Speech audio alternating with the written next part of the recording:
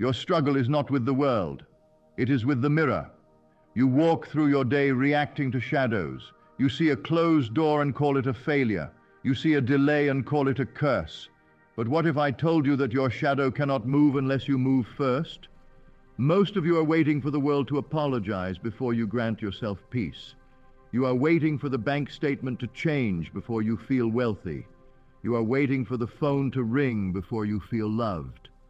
This is the great exhaustion, trying to change the reflection by scrubbing the glass. I want you to realize a profound truth. The universe is not observing your life. It is reflecting your conviction. Every redirection is a hidden alignment. Every no from the world is a yes from your higher purpose, preparing the way for what you have already claimed in the silence.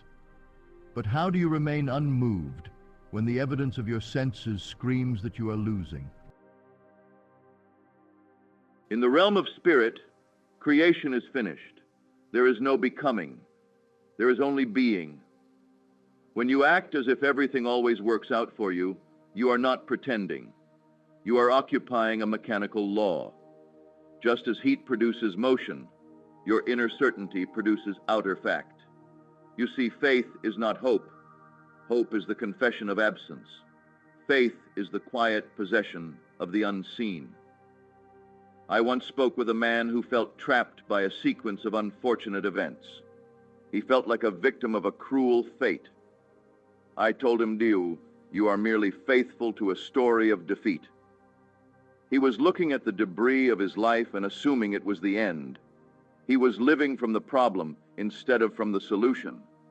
When you shift your identity to the one for whom things always work out, the atmosphere of your life must change. You stop looking for signs. The one who has the prize does not look for proof that they won. They simply breathe the air of victory. But there is a subtle trap that keeps the door locked, and it is hidden in the way you speak to yourself in the dark. What is your dominant inner conversation? You might spend an hour visualizing success, but what do you do for the remaining 15 hours of the day? Do you return to the state of the seeker? Do you return to the posture of the person who is trying to make it happen? To act as if everything works out is to abandon the how. The how is the bridge of incidents. It is a path your physical mind cannot possibly map. Your only task is to dwell in the end. Imagine the relief, the literal physical sensation of a heavy weight being lifted from your shoulders. That relief is the sign that you have entered the kingdom. I have seen lives transformed in a weekend, not by labor, but by the simple surrender to the end. They stopped begging a distant God and started recognizing the power within their own imagination. The world is plastic. It is fluid. It yields to the pressure of a sustained assumption.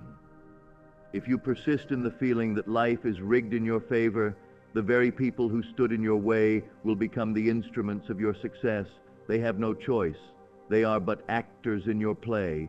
Yet why does the physical world seem so solid? And why do the old fears return the moment you open your eyes? The world will tell you that you are being unrealistic. It will show you empty pockets or cold rooms and call them facts. But a fact is only a shadow cast by a former state of mind. It is the residue of what you used to believe. If you want a new reflection, you must be bold enough to ignore the mirror. You must believe in spite of the evidence. This is true power. Walking through a storm with the inner knowing that the sun is already shining on your destination. Think of the disasters in your past, the jobs you lost, the people who walked away.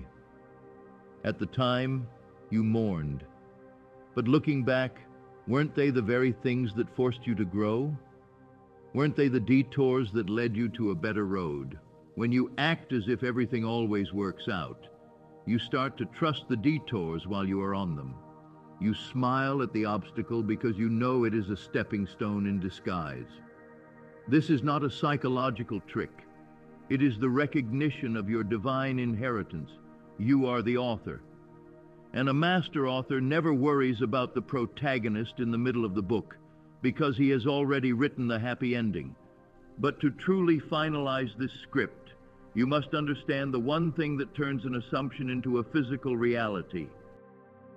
Tonight, as you drift into sleep, do not rehearse your problems. Do not seek a way out. Instead, clothe yourself in the feeling of the finished result. Ask yourself, how would I feel right now if everything had already worked out perfectly? Don't look for words, look for the sensation, the stillness, the quiet, inward nod of, it is done. Remain in that atmosphere until it feels more real than the bed you are lying on. For the moment the feeling becomes natural, the seed is planted.